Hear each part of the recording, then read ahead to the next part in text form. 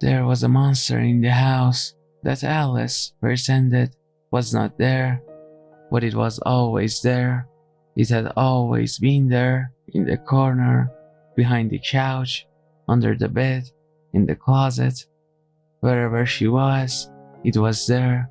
It was tall, gray, yellow skin that hung from its disgustingly aligned bones. Its hair clung from its head in clumps, its jaw slack and drooling, its eye sockets empty black voids. Alice could not escape it. Her mother had tried, and her mother had died. Her brother had tried, and her brother had died. As long as you pretend it is not there, as long as you never look at it, never acknowledge it, it will not kill you. That is it. Do not acknowledge it when you wake up, when you shower, when you eat, when you drive, when you work, when you shop, when you talk, when you exist. Never ever let it know that it is there, but it will always be there, watching, waiting, lurking. Alice learned to live around the monster's presence, learned how to live a relatively normal life, even as it always clung to her peripheral at school, at work, in the car, in her home, everywhere. She learned how to live despite its presence. Alice spent almost her entire life with it, haunting her. It was there when she graduated from both high school and college. It watched her with its vacant black eyes as she walked across the stage for her diploma. It was there in the library when she met Michael, her future husband. It stood drooling behind the pastor when they were married, and it was there when she gave birth to her daughter, Mary, its face barely visible from the edge of the hospital bed. Alice could never tell Michael about the monster, because to do so would be to acknowledge it, and to acknowledge it was to die.